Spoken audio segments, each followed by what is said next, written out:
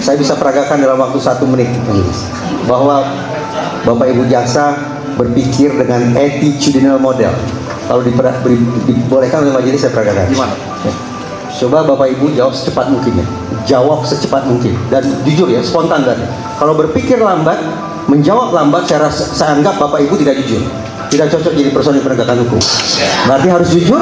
Ciri kejujuran menjawab secepat mungkin. Jawab secepat mungkin, spontan ya. Siap? Menjawab siap pun tidak menjawab. Berarti Bapak Ibu yang saya hormati ini bekerja tidak murni sebagai orang yang fokus mencari keadilan dengan menggali sedalam-dalamnya aspek substansi suatu perkara, tidak. Bapak Ibu harus berpikir, bahaya.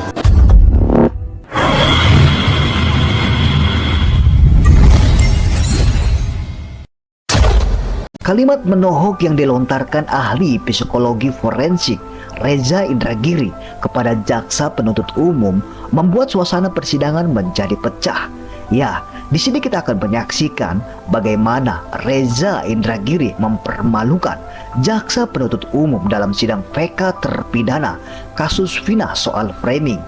Ahli psikologi forensik Reza Indragiri hadir sebagai saksi dalam sidang peninjauan kembali kasus Vina di Pengadilan Negeri Cirebon pada Jumat kemarin. Jaksa penuntut umum sempat bertanya kepada Reza Indragiri terkait pembuktian yang digunakan dalam kasus Vina. Dalam momen tersebut, Reza menjelaskan model pembuktian, juga memperagakan langsung dengan jaksa penuntut umum sendiri yang menjadi medianya. Ia juga menguji cara berpikir jaksa penuntut umum dengan bertanya dan meminta menjawab cepat jaksa penuntut umum. Ahli melihat kondisi mungkin di Indonesia atau di luar negeri, Indonesia khususnya saat ini, menurut ahli, apakah dalam psikologi forensik pembuktian yang kita pakai ini adalah pembuktian sosial atau pembuktian eksak atau pembuktian yang seperti apa? Kebenarannya itu. Majelis, ini saya harus cerita model lebih panjang lagi. Modelnya panjang sekali. Kalau ada 5, 6 atau 7 model yang bisa kita pakai untuk menyanggah premis saudara termohon. Intinya model-model yang dirumuskan oleh psikologi forensik terkait dengan kerja personil penegakan hukum, terkait dengan istilah beratnya judicial decision making process, proses pembuatan putusan judicial. Percayalah, kata psikologi forensik majelis, tidak seindah, tidak seideal, tidak senormatif yang diklaim oleh sistem peradilan pidana. Tidak selegal model itu loh Bapak Ibu. Psikologi forensik, saya majelis tidak bicara dalam konteks personil penegakan hukum yang korup. Tidak, ini tidak ada urusannya dengan masalah korup, tidak ada masalahnya dengan masalah penyimpangan, tidak ada. Ini masalah proses berpikir manusia yang bekerja sebagai personil penegakan hukum. Proses berpikir manusia Bapak Ibu yang saya hormati terjelaskan lewat model itu tadi yang menunjukkan kepada kita, percayalah Bapak Ibu semua yang saya hormati bisa mengklaim dengan segala macam bahasa berbunga-bunga ala legal model. Silakan mengklaim seperti itu. Tapi psikologi forensik tidak sepenuhnya teryakinkan bahwa Bapak Ibu bekerja mengacu semata-mata pada berkas, mengacu pada fakta di persidangan, mengacu pada peraturan perundang-undangan, mengacu pada nilai-nilai kehidupan yang hidup di tengah masyarakat, nilai-nilai keadilan yang hidup di tengah masyarakat. Tidak. Psikologi forensik tidak teryakinkan sepenuhnya oleh klaim legal model itu. Tidak sepenuhnya teryakinkan. Makanya sekian banyak model. Nah, izin majelis, kalau materi ini saya sampaikan di sekolah kedinasan, tempo-tempo peserta diklat itu ada yang marah.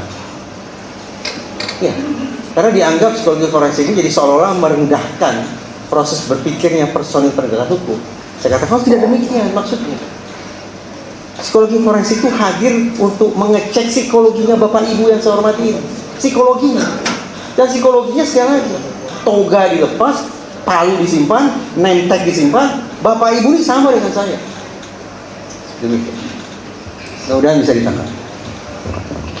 Terima kasih ya. Berarti tadi modelnya yang public opinion, strategic model, dan yang tiganya belum dijelaskan ini ya Pak. Panjang sekali. Panjang sekali. Saya sebut saja mungkin ya. Ya, sebut saja boleh, biar kita cari di Secara garis boleh. besarnya aja Pak. Secara Siap. garis besarnya aja mungkin. Ya. Ya. Ada attitudinal model, model sikap. Perlu diperagakan tidak? Saya bisa peragakan dalam waktu 1 menit, Majelis. Bahwa Bapak Ibu jaksa berpikir dengan attitudinal model. Kalau dibolehkan oleh Majelis, saya peragakan. Gimana? Ya. Coba Bapak Ibu jawab secepat mungkin ya. Jawab secepat mungkin dan jujur ya, spontan tadi. Kalau berpikir lambat, menjawab lambat, saya anggap Bapak Ibu tidak jujur. Tidak cocok jadi personil penegakan hukum karena tidak jujur. Berarti harus jujur. Ciri kejujuran menjawab secepat mungkin. Jawab secepat mungkin, spontan ya. Siap? Menjawab siap pun tidak menjawab. Siap Bu? Siap. Ibu tidak berani berkata karena terekam kan berarti suaranya. Ibu hanya berani aja. Ibu siap jawab? Siap ya? Siap. Sepasang suami istri datang ke pengadilan. Mereka akan bercerai. Kuasa asuh anak jatuh ke ibu. Ya, ini contoh attitudinal model Majelis. Betapa mereka tidak ngecek berkas. Mereka tidak menanyai para pihak. Mereka tidak buka peraturan perundang-undangan. By default, cara berpikir mereka adalah mengadopsi nilai keyakinan gagasan yang sudah terwariskan dari tempo dulu, bahwa seolah bicara kuasa asuh yang paling mampu adalah ibu. Padahal kalau sungguh-sungguh mereka baca peraturan, yaitu Undang-Undang Perlindungan Anak, mereka akan temukan di situ bahwa ayah ibu dihubungkan dengan kata dan. Artinya kita tidak punya alasan dari sisi peraturan perundang-undangan untuk menganggap bahwa satu jenis kelamin lebih unggul daripada jenis kelamin lainnya ketika bicara pengasuhan. Maka ternyata Bapak Ibu bekerja berdasarkan attitudinal model. Saya lanjut Majelis. Model berikut.